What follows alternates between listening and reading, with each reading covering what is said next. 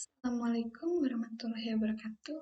Saya Kartika Dewi dengan NIM 118702236 kali ini akan mempresentasikan review jurnal yang berjudul Komunitas Fitoplankton di Daerah Litoral Danau Maninjau dan Sungai Rance, Kabupaten Agam. Kaitannya dengan kandungan nutrien di perairan. Nah, topik pembahasannya ada pendahuluan, tujuan, metode, hasil, dan pembahasan, serta kesimpulan. Nah, pendahuluannya, Danau Maninjau merupakan salah satu danau besar di Sumatera Barat dengan luas permukaan 9.737,50 hektar dengan kedalaman maksimum 165 meter. Danau Maninjau dikategorikan sebagai danau eutrofik sering terjadi blooming fitoplankton dengan spesies yang mendominasi adalah mikrokristik aeruginosa. Hal ini disebabkan karena kandungan nutriennya yang tinggi. Tingginya unsur hara di perairan danau menyebabkan terjadinya pertumbuhan fitoplankton secara masif.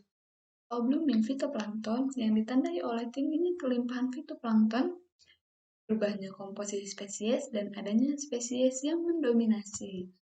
Nah, tujuannya, penelitian ini bertujuan untuk mengetahui komposisi dan kelimpahan fitoplankton, hubungannya dengan kandungan nutrien di wilayah sekitar litoral Danau Maninjau dan Sungai Ranji.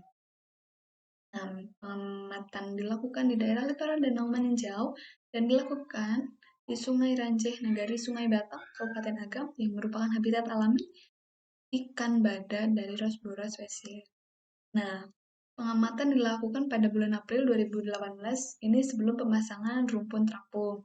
Sedangkan setelah pemasangan rumpun terapung pada bulan Juli, Agustus, September, Oktober, dan November 2018 di beberapa stasiun daerah litoral Danau Maninjau dan Sungai Rance. Nah, prosesnya itu ada pengambilan sampel di permukaan air sebanyak 2-5 liter. Selanjutnya, sampel air disaring menggunakan planktonet.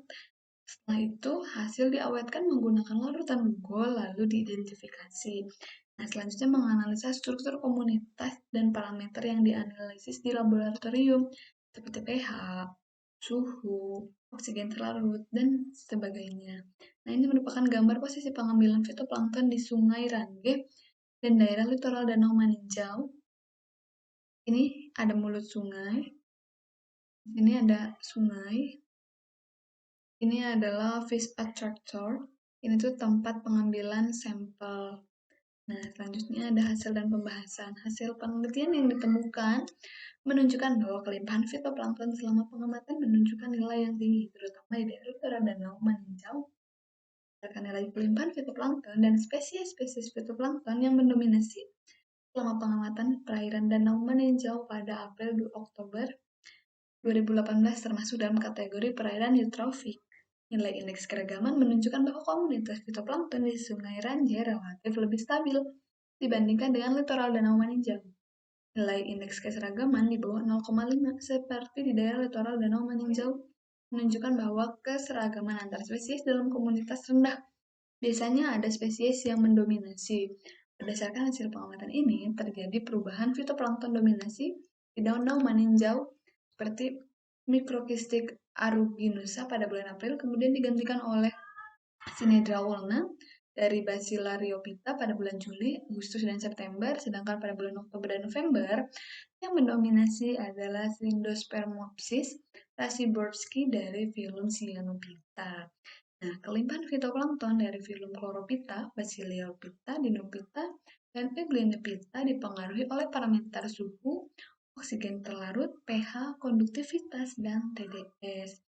Secara umum, parameter tersebut hanya mempengaruhi keberadaan fitoplankton di suatu perairan. Pengamatan memperlihatkan bahwa dominasi S. ulna berhubungan dengan konduktivitas, sedangkan keberadaan Dinophyta dan Euglenophyta berhubungan dengan pH, suhu.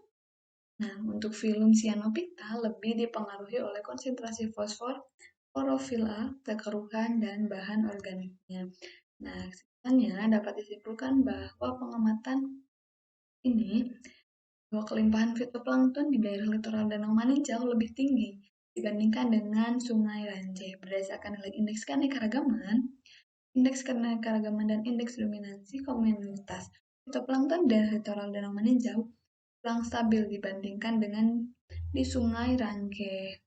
Berdasarkan dominasi dan kelimpahan spesies fitoplankton serta kandungan nutrien, daerah littoral Danau Maninjau termasuk perairan eutrofik. Nah, untuk hasil analisa komponen utama menunjukkan bahwa nutrien yang mempengaruhi kelimpahan cyanobita di daerah littoral Danau Maninjau adalah fosfor. Nah, sekian presentasi dari saya. Wassalamualaikum warahmatullahi wabarakatuh. Terima kasih.